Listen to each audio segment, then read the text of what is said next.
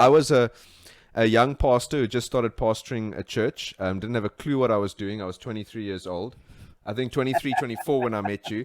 I had just come out of Bible Yeah. school, and I loved my Bible school, and I honor all the amazing people who taught me and who were part of that experience. It was an awesome experience, and I won't take anything away from that. It was a brilliant experience, but came out of that not really having a clue how to do anything really in terms of ministry, because there's a difference between Yeah. knowing things And implementing them. and actually being able to do anything and actually be able to help people. And then Right.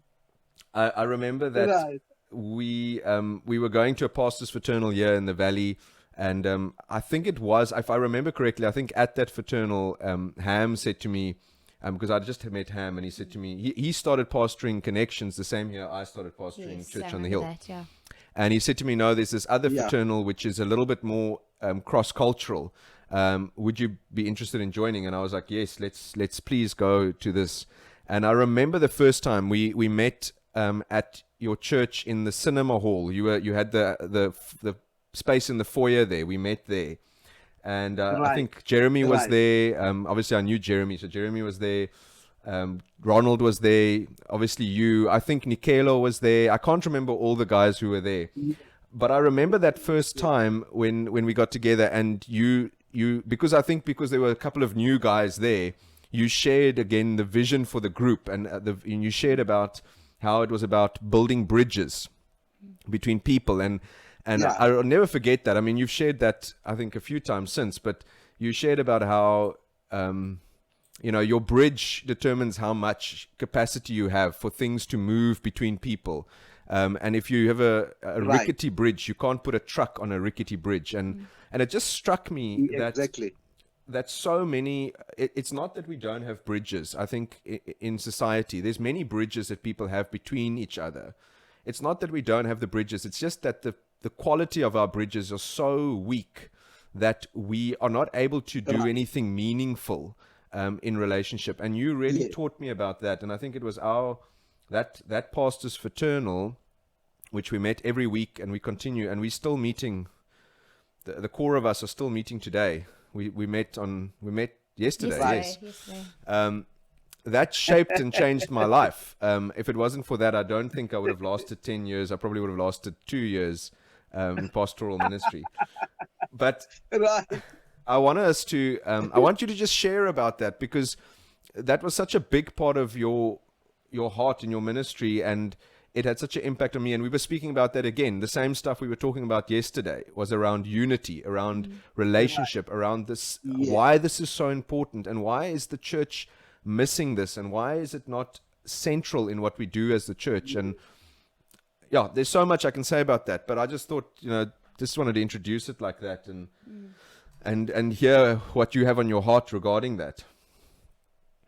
Yeah, Martin, I want to say thank you for just reminding me. It hasn't changed. Actually, it has grown now, even worse, because like you're saying, that one of the problem is that people don't understand the kingdom. The kingdom is diverse, is variety of things. People don't understand that concept. We talk about relationship.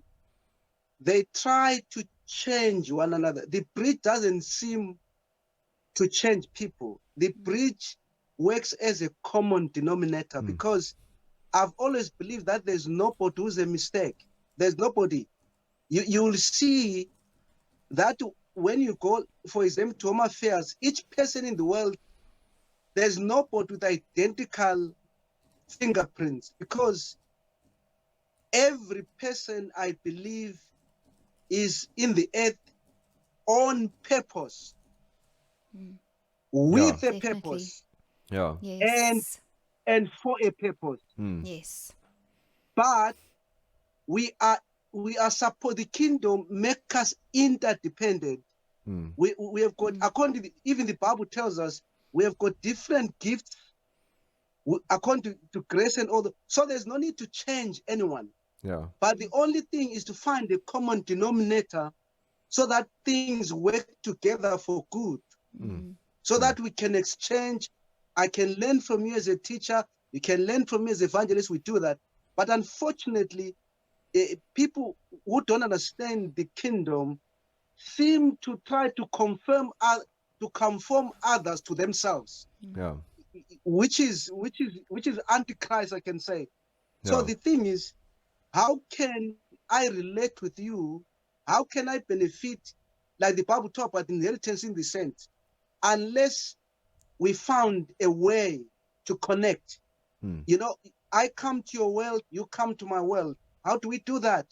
Constructively, effectively, regularly, is to build a bridge. Hmm. But here's the thing, because our giftings are different, it is as good as our cars are not the same, because the needs of family are not the same. You find somebody, you have got a a bus, somebody have got such a smaller car, somebody you have got a bus because of what you do.